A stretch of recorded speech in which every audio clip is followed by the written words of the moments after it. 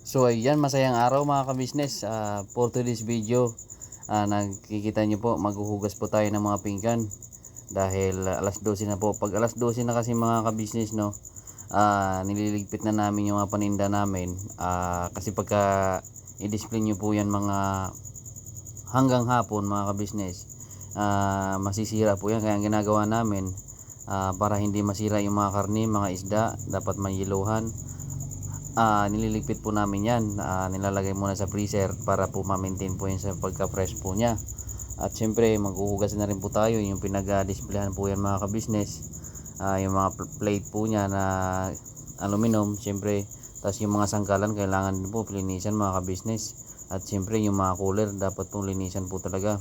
Lagi ko yung sinasabi sa mga tindera ko at tindero ko mga ka-business, kailangan din po laging nililinisan at inuhugasan po yung harap namin, hindi lang sa mga pinggan. At siyempre sa tindahan din po namin magawalis tanghali at hapon po yan mga kabisnes, hindi lang sa umaga. Kasi lagi kong sinasabi sa kanila, kailangan malinis yung harapan natin kasi isang presentation po yan sa mga customer. Kailangan po malinis tayo tingnan sa mga customer para gaganahan sila. Dahil pagka tingin nilang malinis yung kapiligiran mo, sa lalo sa tindahan mo, kaaya-aya po yung tingnan mga ka-business. At maaliwalas yan tingnan sa mga customer.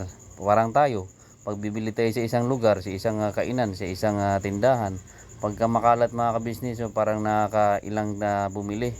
Kaya mas maganda po malinis po para nakakaakit po tingnan. Siyempre kailangan most neat and clean nga tinatawag po natin dati pa nung elementary tayo. At di ba, ang sarap mamili pagka malinis mga ka-business, no. Siyempre una-una pagkain yung tinitinda natin mga ka-business, kaya kailangan malinis po tayo. At siyempre kailangan din po yung mga gamit natin malinis at hindi mabaho, wala pong mga amoy. At nakikita nyo po yan yung mga ka-business, no, yung tokwan na nasa nasa Tupperware, pinapalitan din po yan ng tubig mga ka-business para po hindi mapanis. Kasi ang tokwa kasi basta hahayaan mo lang siya dyan, hindi mo siya papalitan ng tubig, masisira po yan, makangamoy. Kaya umaga, tanghali, hapon po yan, pagka hindi naubos mga ka-business, pinapalitan niya ng tubig na bago. Kailangan po ma-maintain po yung linis niya, matanggal po yung ano. At syempre yung Tupperware niya laging inuhugasan din po. At nakikita nyo rin po yung sa aquarium mga ka-business, katagalan po kasi yan mga ka-business, lumalabo yung tubig dahil yung sa hasang yung ng tilapia, nagbubuka kasi yan ng parang dumi ng katawan nila. Kaya kung sa Bisaya po, nalalaming kasi yan sila, natatanggal yung dumi sa katawan nila, ay naiiwan sa tubig.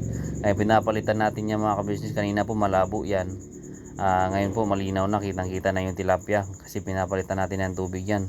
Magastos nga lang talaga sa tubig mga ka-business, kasi umaga, tanghali, hapon pala ang palit niyan sa tubig ng aquarium. Ilang galon po yan. Kaya ang bill po namin sa tubig medyo malaki-laki mga ka-business, maabot ng 2,000 halos. Ganun po ang bill namin sa tubig mga ka-business, dahil po may tilapyahan po kami. At syempre sa kuryente, kailangan magastos din po yan.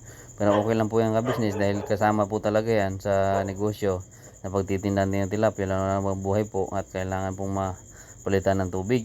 Kaya required po talaga yan na syempre para malinis tingnan sa mga customer ng mga business, no. Kasi pag labong-labo na yung tubig dyan, ako, pangit tingnan niya sa customer. Kaya pinapalitan yan araw-araw, umaga, tanghali, hapon, pag hindi naubos. Kaya kita nyo na yung mga business, no. Pag tanghali ko, balik po tayo sa topic kanina. Pag tanghali po kasi, pag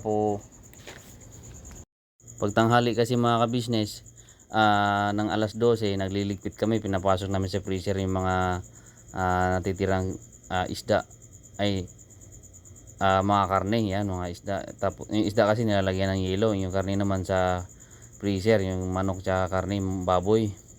Tapos alauna po hanggang alas 3 kasi mga ka-business, pa isa-isa na lang kasi yung customer niyan, halos wala ng customer niya mga ka-business. Balik na lang yan mga alas 4 na, hanggang gabi na po yan mga ka-business. Kaya nililigpit po mo yan for the meantime, kasi di mo pwedeng i-display yan dyan ka-business nang matagalan, kasi mangangamoy at mangingitim yung karne.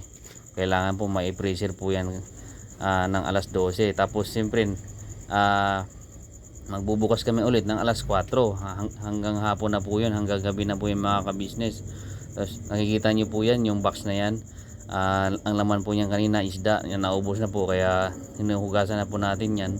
Kaya para bukas kinabukasan bago na naman yung laman niya at malinis na naman po.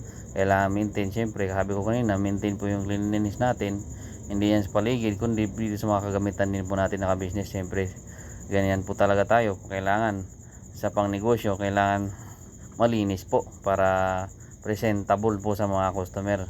Kaya